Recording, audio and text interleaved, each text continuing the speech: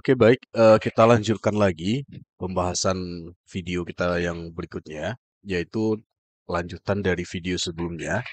Yang di video sebelumnya adalah kita sudah berhasil membuat proses input dan menampilkan data. Jadi di video ini kita akan coba belajar kembali tentang bagaimana melakukan perubahan data dan juga menghapus data. Nah, sebenarnya eh, tanpa kita mengetikkan source code kalau menggunakan Laravel Filament ini, untuk proses edit data dan hapus data itu sudah otomatis terbuat. Karena kalau kita lihat di struktur kodenya, itu sudah ada function untuk menghapus dan juga ini mengedit. Kalau kita buka ini edit, itu sudah ada langsung sampai juga kepada menghapusnya juga sudah ada.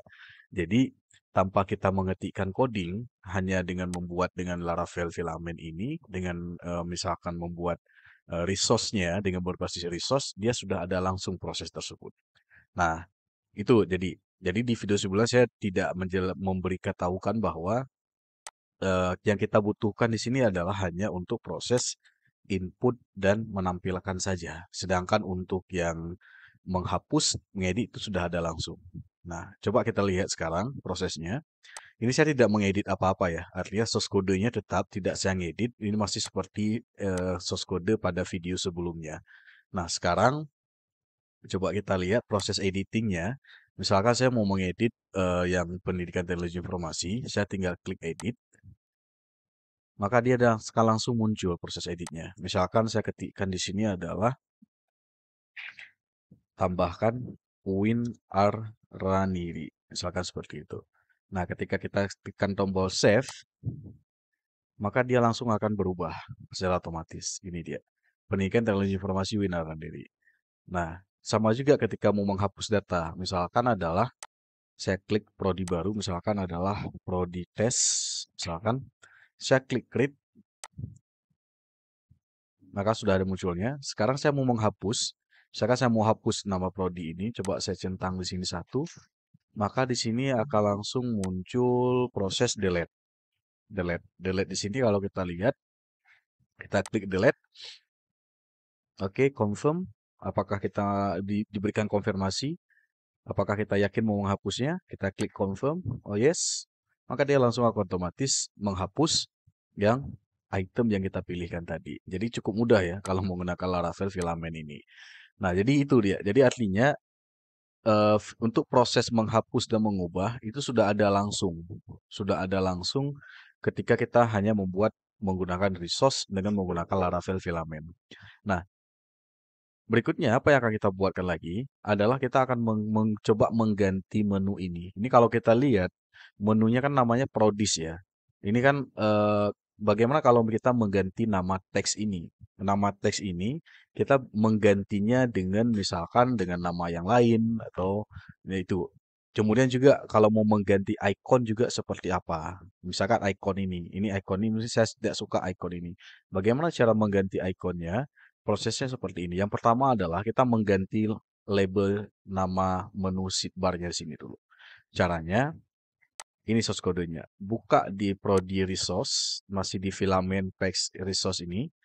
Kemudian, di bagian di sini, kita akan mengetikkan satu kode baru. Saya berikan ini ya.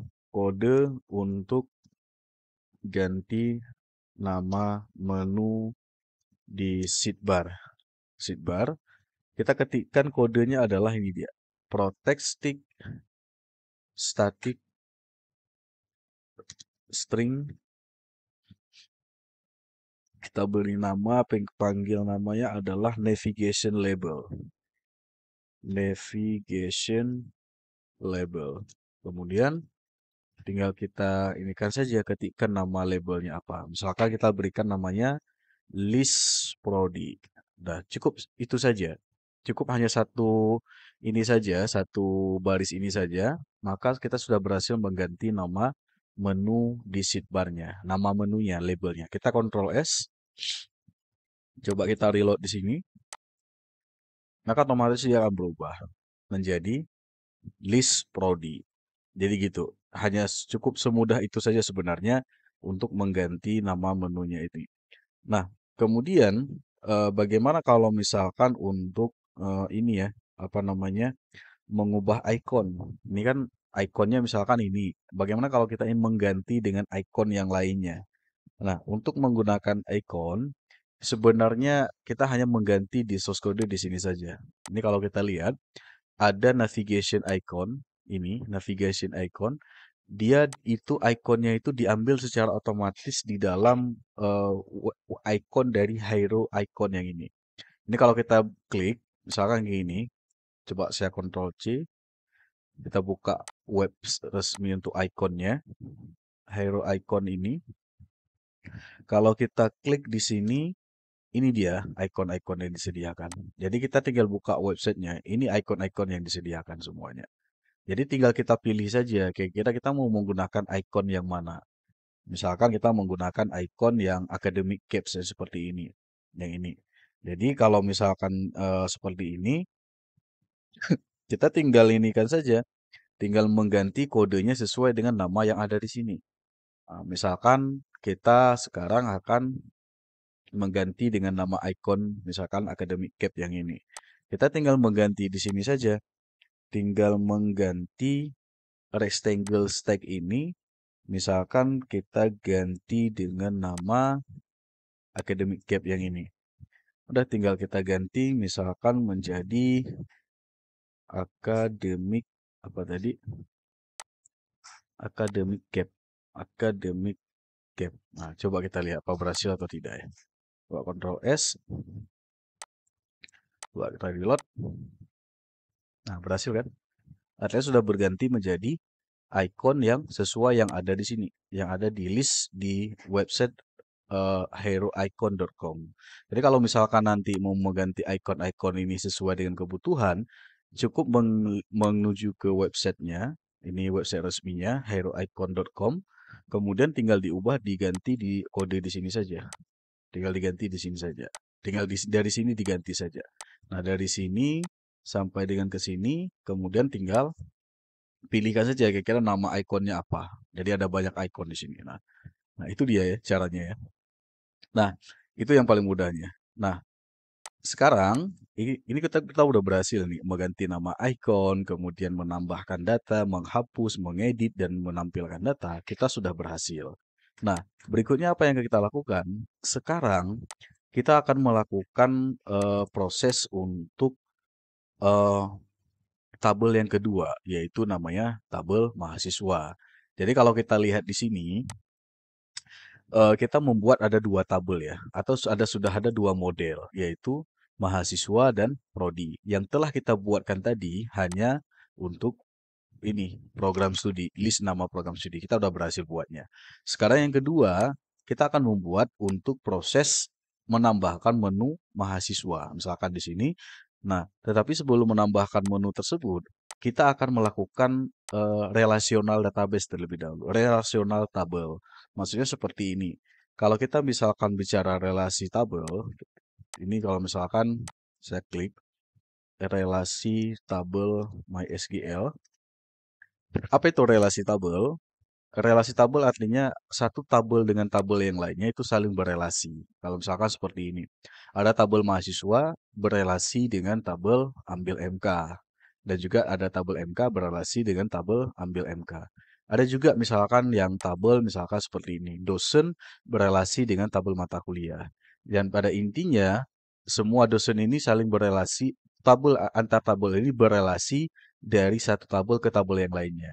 Nah, jenis relasinya ada macam-macam.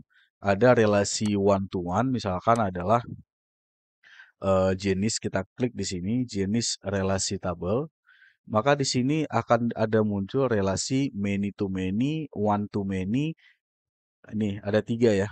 One to many, kemudian ada many to many, dan satu lagi apa ya? Satu lagi apa ya? Tiga macam relasi tabel ini dia. One to many, dan many to many. Jadi itu jenis relasi tabel. Nah, sekarang dengan konsep yang sama, kita akan membuatkan relasi tabel antara tabel mahasiswa dengan tabel prodi. Nah, sehingga berarti prosesnya adalah satu mahasiswa, misalkan satu prodi bisa berisikan banyak mahasiswa. Berarti relasi yang terjadi adalah one to many. Artinya satu prodi bisa berisikan banyak mahasiswa. Jadi itu dia. Nah, sehingga nantinya ketika kita buat program, itu nanti akan langsung mengambil data relasi dari tabel mahasiswa diambil dari tabel prodi. Jadi seperti itu. Nah, caranya bagaimana? Kalau di dalam Laravel membuat relasi antar tabel ini, kita cukup mengetikkan source kode perintah di dalam model yang telah kita buatkan. Caranya seperti apa? Ya seperti ini. Kita akan mengkonfigurasi relationship yaitu has to many. Nah, artinya relasi one to many. Caranya seperti apa? Caranya seperti ini. Nah, kita buka di dalam model prodi. Kita buka model prodi. Kemudian di sini kita tinggal tambahkan di sini di dalam kelasnya, tambahkan satu metode baru. Saya berikan di sini. Metode untuk buat relasi tabel ke mahasiswa. One to many. Source kodenya ini saja. Kita buatkan ketik public function, kemudian nama tabelnya. Nama tabelnya adalah mahasiswa. Nama modelnya ya, nama modelnya. Kita ketikkan saja mahasiswa. Seperti ini. Kita ketikkan di sini mahasiswa. Kemudian oke. Seperti ini. Kita udah buat kayak ini ya. Kemudian kita tentukan jenis relasi tabelnya. Return this. Oke, kemudian kita panggilkan has many. Has many artinya jenis relasinya adalah one to many. Ini dia nama relasinya. Jadi nanti kalau misalkan many to one itu namanya lain lagi. Kalau has many berarti itu adalah jenis relasi satu ke banyak atau one to many. Kemudian kita tinggal panggil nama kelasnya. Nama kelasnya apa di sini kita panggilkan adalah nama model itu tadi, mahasiswa. Mahasiswa itu nama tabelnya. Oke. Kemudian kita berikan panggil kelasnya. Cukup. Nah, oke. Nah, dengan kode seperti ini kita sudah bisa membuatkan relasi one to many antara tabel prodi ke tabel mahasiswa. Nah, di dalamnya kita membuat seperti ini ya. Nah, sekarang berikutnya adalah kebalikannya. Ketika di model prodi sudah kita buat relasi, di model mahasiswa juga sama. Kita buat dengan relasi yang sama juga. Ini kita Ctrl S dulu, save. Kita buka sekarang model mahasiswa. Juga dengan hal yang sama, kita buatkan di sini juga, buatkan metode untuk relasi ke tabel prodi. Nah, di sini kita buatkan lagi dengan hal yang sama, yaitu kebalikannya. Kalau tadi has to many, one to many berarti sekarang adalah many to one. Artinya dengan menggunakan jenis relasi kebalikannya. Caranya juga sama. Kita ketikkan di sini public function. Kalau di sini tadi di prodi kita ketikkan adalah ke tabel mahasiswa. Sekarang kita balik. Ini berarti ke prodi. Oke. Kita klik lagi di sini, return this. Nah, kita ketikkan di sini adalah belong to. Belong to berarti kebalikannya. Kebalikannya dari ini. Belong to. Kemudian ketikkan nama model tadi, yaitu prodi. Kelasnya kita panggil kelas. Nah, cukup. Nah, dengan cara seperti ini, kita sudah berhasil merelasikan antara tabel prodi dengan tabel mahasiswa. Sehingga nantinya kedua tabel ini itu saling berelasi. Jadi, saya ulangi, untuk merelasikan, membuat relasi tabel di dalam Laravel, misalkan antara tabel mahasiswa dengan tabel prodi terjadi relasional tabel, kita cukup mengetikkan perintah ini di dalam model masing-masing. Kalau misalkan di sini di model prodi, kita tinggal ketikkan kalau has many berarti adalah jenis relasi one to many. Kalau misalkan di tabel yang kita relasikan, ada di sini misalkan belong to berarti kebalikannya dari many to one. Jadi ya, dia intinya seperti itu saja. Nah, ketika sudah misalkan nanti ada tabel yang lainnya, misalkan antara tabel mahasiswa dengan tabel apa lagi nanti misalkan dengan tabel nilai terjadi relasi. Berarti cukup dibuat source kodenya di model-model yang saling berelasi tersebut. Yang perlu diingat, relasional tabel itu ada 3 macam ya. Ada one to many, dan many to many. Jadi kalau di dalam Laravel, cukup kita hanya mengetikkan perintah ini di bagian modelnya saja. Nah, oke. Nah, berikutnya apa yang akan kita lakukan? Berikutnya yang akan kita lakukan adalah kita akan membuatkan proses untuk membuat membuat proses operasi CRUD untuk tabel mahasiswa. Ini kan belum kita buat. Nah, kalau kita lihat di tabel mahasiswa ada beberapa inputan, ada NIM, nama mahasiswa, jenis kelamin, prodi, alamat, dan foto.